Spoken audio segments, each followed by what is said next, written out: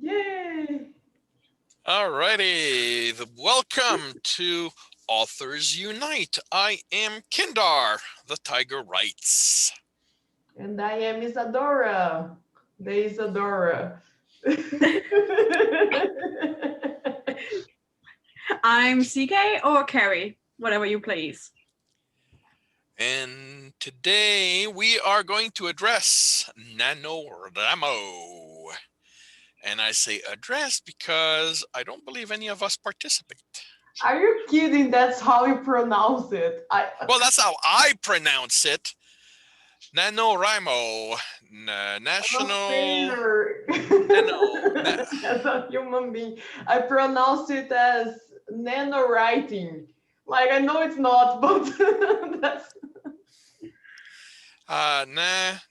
National November Writing Month or something like that. it's National Novel Writing Month. Novel writing month. Novel. There we go. And you, CK, how do you pronounce it? Nano? I don't know what comes after that, so I just say nano. Alrighty, so who wants to start us? Why don't we participate in Nano? Yeah, so. Do you want someone else to explain what Nano is? Oh, I can do that. NaNoWriMo is in November, for the whole month of November, and it is an event dedicated or set up to help get people to write a novel. The goal is to write 50,000 words in a month. There is a support structure from other people who are also participating, people who have participated. There's tricks. We'll have the link in the notes for this, so if people who want to go watch it. If I remember to put it there.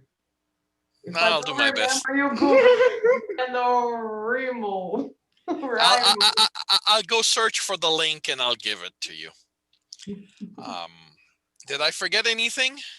No, I think that's it. Yeah, people that complete Nano, they are really proud of themselves and they put everywhere online that they did it.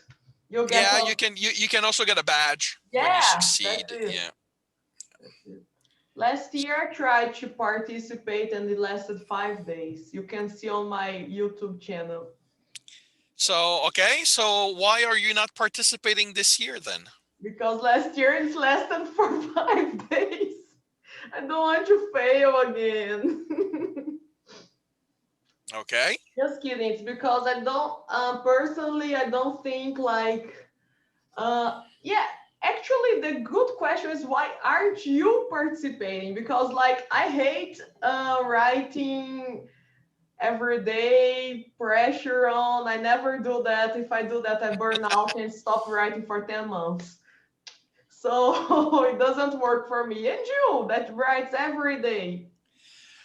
All right. Why do I not participate even though I can easily hit 60 to 70K words a month? 60 to 7. You always hit 90. 100. Well, no, not always. Not always. I've had a lot of time to write recently. If work doesn't help, 70 is what I usually average in a month. But my personal reason for not participating is that, honestly, NaNoWriMo is not for me. NaNoWriMo is designed for people who haven't written, people who don't know that they can write, who don't know that they can finish a novel. I know all these things, and I would not gain anything from participating. It's just, I'm not somebody who has a need to say I've done this. Mm-hmm. I don't need a badge. to tell me and tell other people I've written 5,000 words, 50,000 words in a month. So, I just don't feel the need to participate. Um, But you would gain a badge. He's not a Boy Scout. yeah, I'd gain a badge, but that badge would not add anything to what I get. Like, honestly, if having a nano badge basically became something that you could serve as a promotion material, to go, this book was written during NaNoWriMo, and people would flock to read it, I'd consider it. But it's a badge of participation, and I have a lot of respect for people who take part in NaNoWriMo, because most of those people are people who don't write 50,000 words a month normally. This is their challenge, and instead of diluting the pool, if you will, by going there knowing I can write it, not only that, but know I can blast the goal out, out the window without even trying. You know what? It's, I'll leave it for the people um,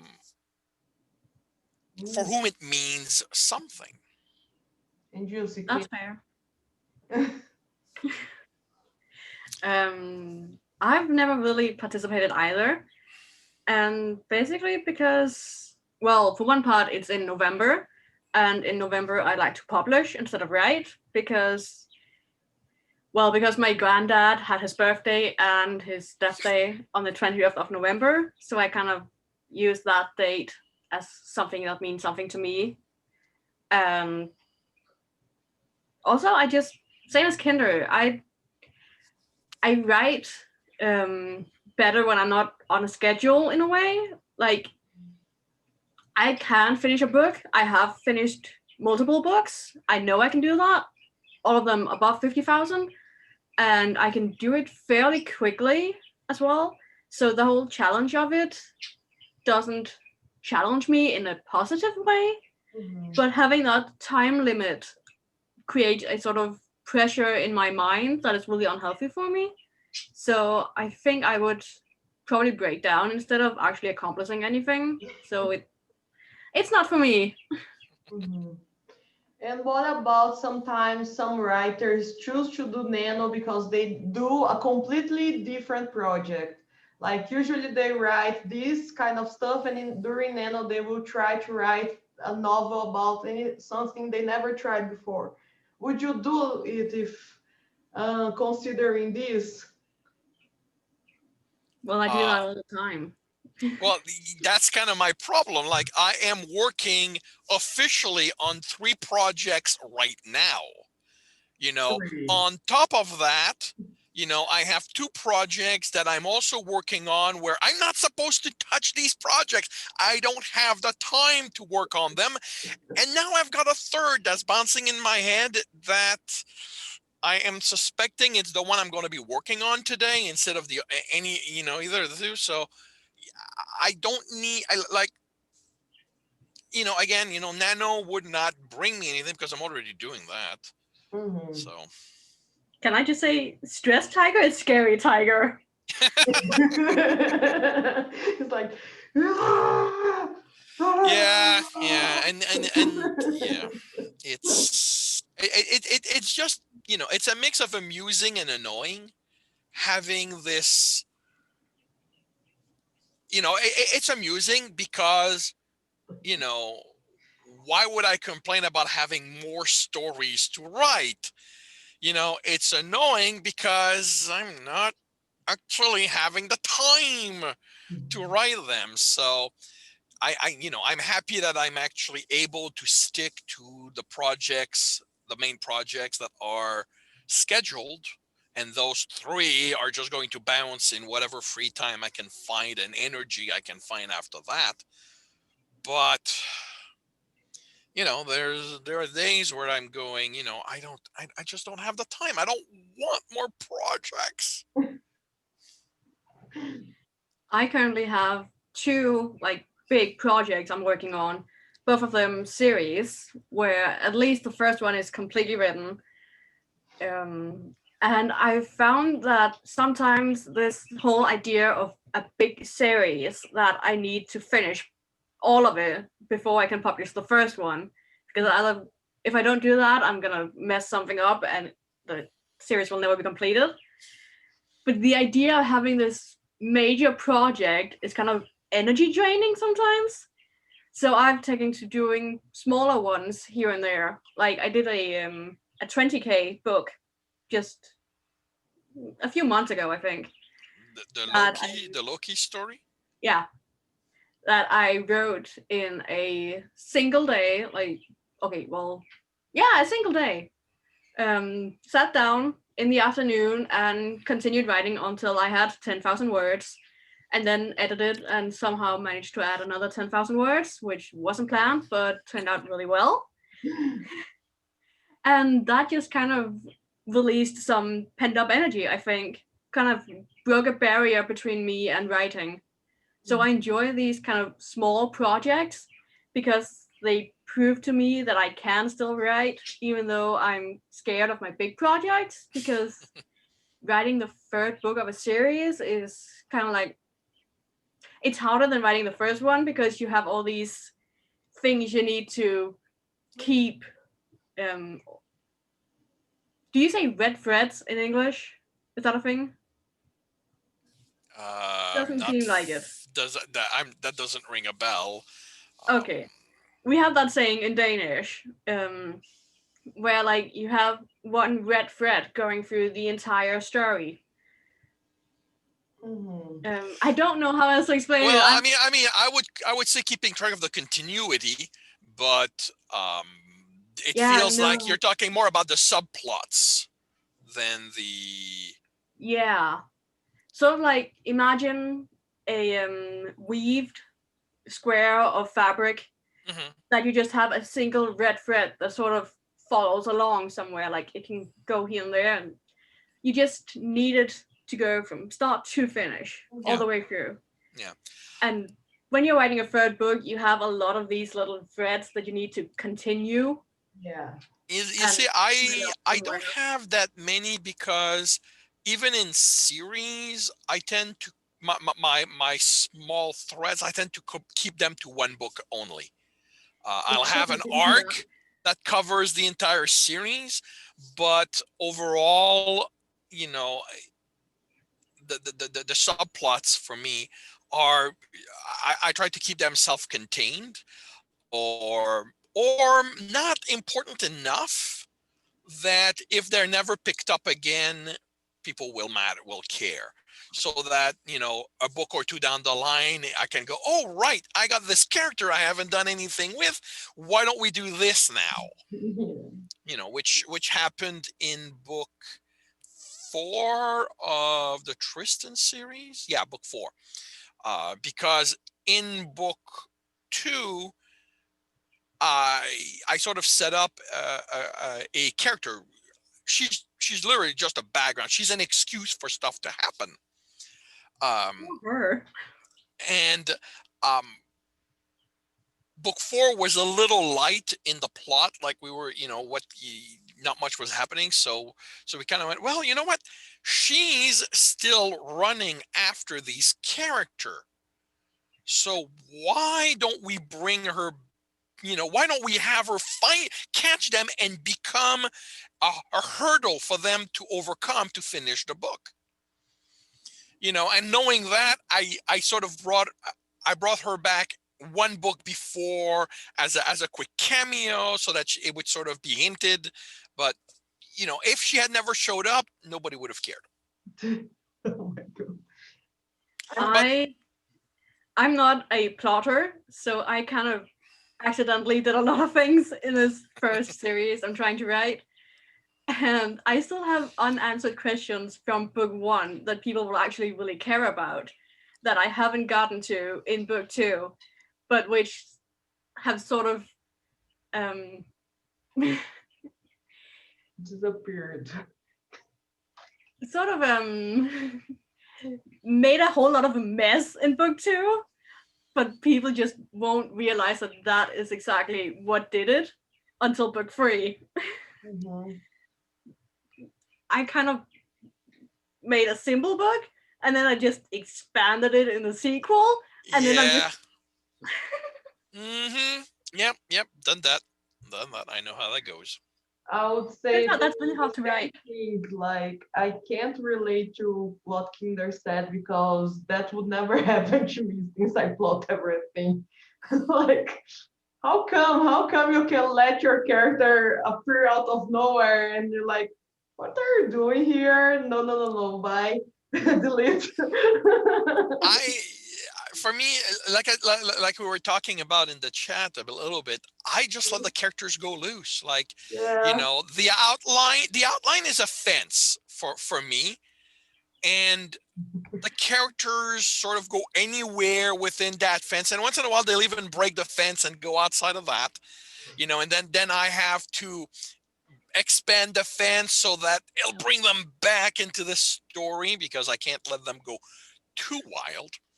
um but no, yeah, like the characters know who they are, they know the story, and I can just let them go. I've learned that years ago, that if I just let the characters go, keep an eye on, not let them, wander aimlessly too long, and things will end up where they're supposed to, even if it might not be exactly where I want it to. Mhm.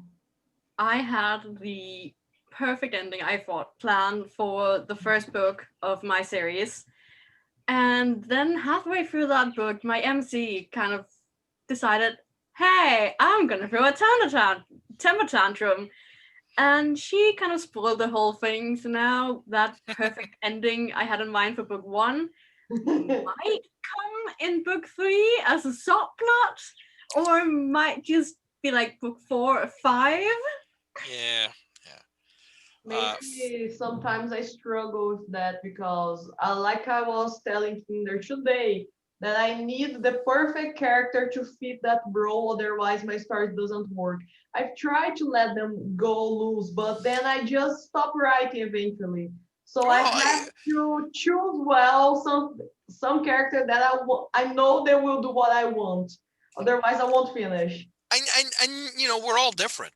No Yeah. one has the same writing. What works with me will not work with you or with another writer, and that is something, as writer, when we give advice, that is always something we Mhm. need to come out. And that is my pet peeve, the writers who write who give advice on how they work as if it was the way writing should happen.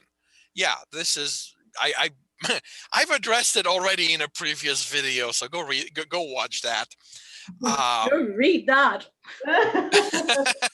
But to get back to you, Karina, for me, it was book 2 of the Death by Predation series. Book 2 was supposed to it was only supposed to be 2 books. There were, I'd written the first book, and in the first book I hint to the backstory of one of the characters, and I went, in book 2 I'll address the backstory, and I was going to close that there.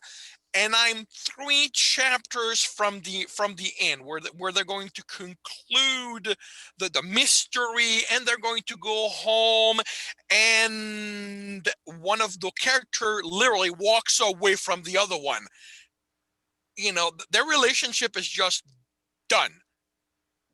And I'm going, wait a minute. The entire story is about their relationship. I can't kill the relationship. And I was looking at this. This had no outline at that time. This was before my co-scripter helped me. And I was talking with, and I'm going, I can't end this because I don't have a third book. Where I can fix the relationship. And he looks at me. Well, he looks at me. We were just voice. We didn't have video. And he goes, "What are you talking about? You have the perfect book to rebuild the relationship, because you have this idea about a serial killer in that type of world. So how do you handle a serial killer where death can happen, where you can kill your neighbor without any problem? And I'm going, but, and I started putting the piece together. I went, okay, I've got that. So I went, okay, so it'll be a nice trilogy, neat, closed, hit the end of that story. We're in the outline process, and we're looking at the end of the outline, literally the last person, one of the characters gets arrested by the police. And I'm going, okay, we can't end it there. So now it's a 4-book series, you know. No. And the last chapter is an epilogue with their wedding. So there's not a 5th book. We're done after that one. But yeah, That's it's, crazy. you know, yeah, this is where my characters, you know, looked at the fence, kicked it down, and kept on walking in the direction they wanted. So I have a book out called Concerning Death, which is a thriller with murder and things like that.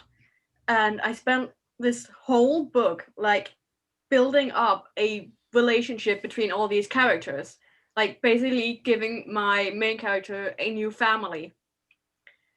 And then in the end, what she does is walk away.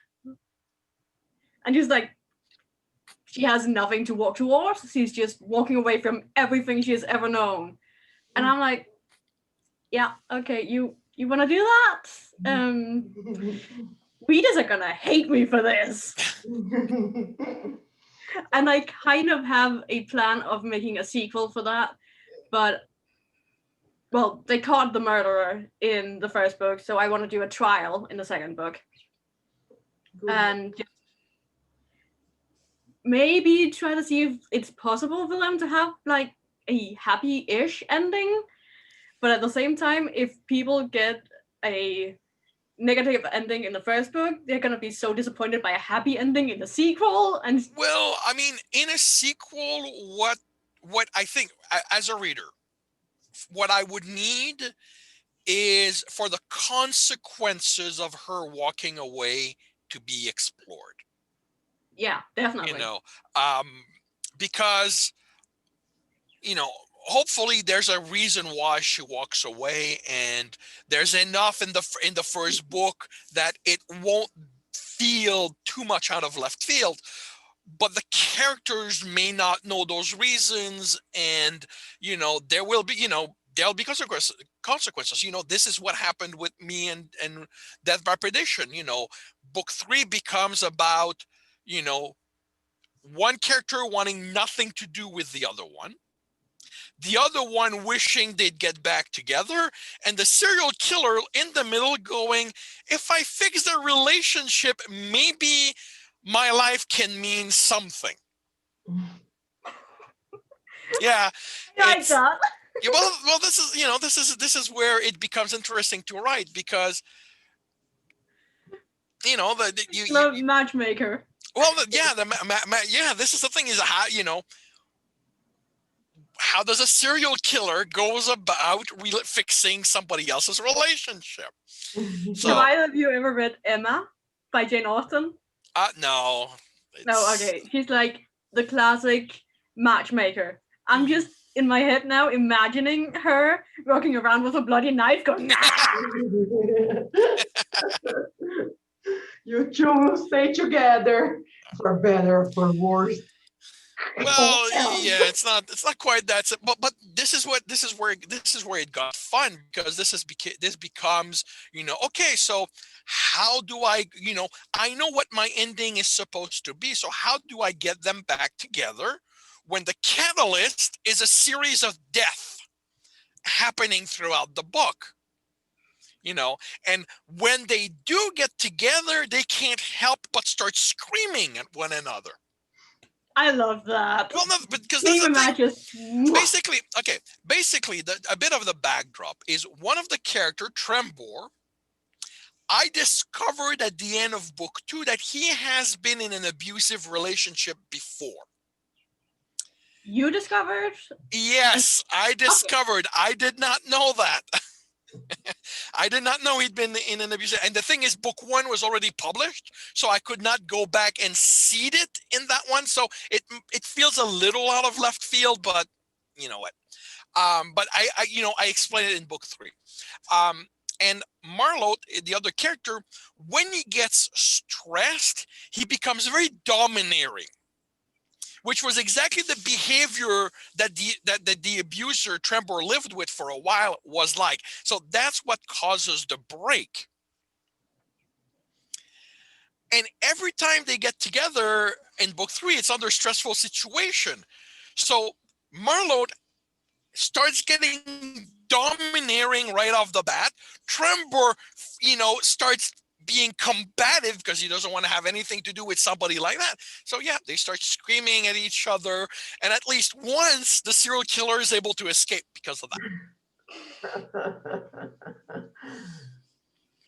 It's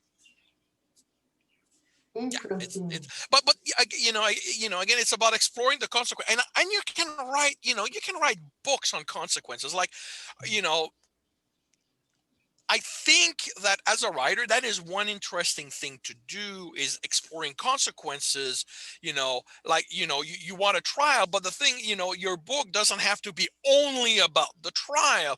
The trial can becomes the excuse for these two characters to run into each other, where where the consequences of her walking away from her family come into play, because he's going to have opinions on that. She's going to have reasons. Are they going to want to talk about them? And that's the thing, this is where conflict happens. This is where tension, this is where you get drama. And when it's done well, this is where you get a happy reader. Yeah. I just need to I have enough emotional baggage to last like 2 more books, I think. But I need a plot to actually put them together. Yeah. That's often the thing, is what is the plot around which all of this happens, That's the hardest part. And that's why when I hit that in book 2, I was looking at my co-script, I was going, I cannot end this way because I don't have a plot after this to explore. And he went, yes, you do. And then when we got to the end of book 3 with the character being arrested, I again had this, okay, I don't think I have a plot to explore the consequences of that. And he looked at me, he goes, yes, you do again. And because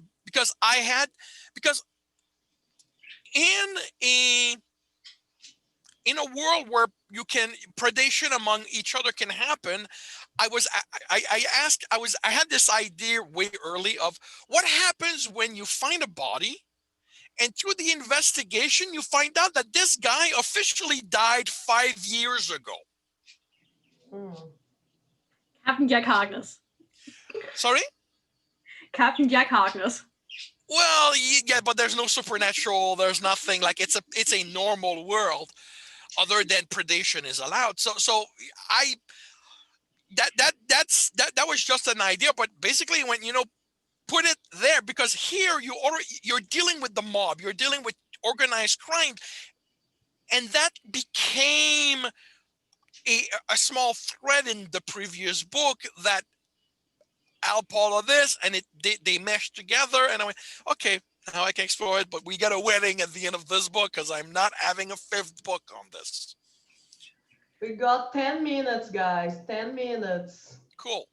But yeah, I mean, Isadora, like, I know you need your characters to be very fixed, but a lot of time when you write, looking at the consequences of actions that they do will sometimes provide the fuel to keep the story going. It's... The thing is, my characters not always obey me, and that's fine. But, however, if they do something that's too outside the outline, I have to go back and redo it. Like, otherwise, literally, I'll stop writing. I've tried. Because I'll hit a point like, I don't know what else happens, I don't want to deal with that, goodbye, and I'll never get that story again. You know what? It's, again, we're all different. When I hit that point for the first time, because years and years and years ago when I was a youngster. Um, A young tiger. yeah, when I was a cub. When I was a cub. Um, I never finished stories because my stories never went in the direction I Mhm. intended for them. They But were you never didn't as redo good the as I. outline. Sorry, You didn't redo the outline then. I didn't have outline. I just had this idea in my head of Oh, what the story should be. You okay. know, in plot, in quality, Mm, in character, and I would start writing, and very quickly the story would go in a different direction. The mhm, quality would be horrible, and I would just look at it. I go, what's the point? If I can't write the story I've got in my head, if I can't write a good story, I might as well not write. mhm, And if and eventually I wrote. I sat down. I started a story, and I went. You know what? No matter what, no matter how bad it is, no matter how off the mhm, wall it gets, I will put a conclusion to that story. mhm, You know, and I wrote, and it was going well. And I had my two characters. They were sort of building a partner because it was going to be a detective partnership between mhm, this woman and this demon. They were slowly, building the partnership. And then she gets in trouble. The demon comes to her help without asking opinion, and they discover that she has a temper that's destructive. And she kicks him at the door, and she goes, "I never want to see you again." And I'm going, wait a minute. The book has to end with these two forming a partnership, and she's just kicked him out. And for a few days, I couldn't write. I just could not write because the story had, this was one hell of a left field. And eventually, after a couple of hours, okay, you know what? I promised myself I was going to end this story. So I mhm, went, okay, they've gone in their separate direction. So what next? So this is where I started letting the consequences of decision drive drive a story. And I think 15,000 words later, I have the conclusion of my story. They're back together, and I discovered that I ended up with a actually stronger story mhm. than what I had in mind because the characters were true to their own personality. I think. So it's not. So that's when I realized, okay, if I let the characters do what they want, I will end up with a good story at the end, no matter how stressful it might be getting there for me as the writer. And yeah, that's sort of been my method since then. I think that was when you became a pantser. I think that's the moment when we have to decide, okay, I need to finish. I've written billions of stories that I haven't finished, and I want to be a writer. I have to finish. How? Okay, I'll do an outline, and then I'll know exactly what I'll write, and then write, and finish. Or I'll go like Kinder said, I'll wait for the consequences, one consequence after the other, and the other, and the other, and then I'll finish. And then that's when you decide if you're going to be a plotter or a pantser, or like the fate decides But for you. I do want to clarify a little thing though. Having the story go off the rail does not mean that you have to be a pantser, because you can stop there and rewrite the outline going forward to study where you need it to go. Because when a story goes off the rail, you have two choice. You can backtrack, rewrite the section so it goes back within the rails, or you can take the rails out, put them around where the story is going, and write the outline going that way to see what will happen and continue that way. It's it's never 100% one or 100% the other. We're all somewhere in the middle. Like I am a pantser, but I do work off outlines. I just don't have the mindset where writing the outline is easy for me. That's why I have a co-scripter. Yeah, I I agree. have no outlines at all. I have like idea boards occasionally. Well, Mhm. I And also do. I also do that. I do both. It's just I know from experience that if I don't work from an outline, my output will be a lot slower because I have to deal with the uncertainty of even where the story is aimed at. Because when I don't work with an outline, I don't even know where I'm going. Like I don't know what the end of a story is when I don't have an outline. I might have a thought, but I no longer like Bottom Rung is my most recent story, 90,000 words in 20 days. I did not know where the story was going, but inspiration hit and I wrote every day. I wrote every day. And about when I had the last fifth left, I knew where the story was going. Now that I'm writing a second draft, I have to seed that ending a lot earlier. But yeah, I don't I don't want people who listen to this to think that Mhm. just because the story has a life of its own, you have to abandon the method that works for you. It's a question of adapting. Yep. we have So 2 minutes left, so yeah. I think it's time to So wrap up. I guess that's going to wrap up. So We talk a lot. considering this was supposed to be about Nano and we just touched about it for what, 10 minutes? Um, Oh Yay, no, us. Nano you and is your Panthers. Nano is very useful, I think, for people who need to find out if a structure works for them Mhm. when it comes to writing a book. You know, Okay. it's for those people who are still discovering, anybody can do it, you know, but I think that once you can do it, we should leave the stage for the people who are going to benefit from it. Yeah, many people will find out what they are now in Nano. So good luck, guys. Just keep Yeah, writing. have a good luck. It starts in about a little less than a week. Try Good luck, different methods. everyone. And I am Kindar, the Tiger Writes, and I wish you a good day. We will Oh, see you right, next right, time. wait. Follow, subscribe, follow, share. We need to a table. Anyway, I think we're running out of time, so I goodbye, would like to everyone. quickly apologize if my birds now have a little crush on our resident tiger. They were a little loud. They really like Kinder's voice. Yeah, but Alrighty, goodbye, everyone. bye, guys. Ai, peraí, gente. Como é que faz? Ah, did I do it? No.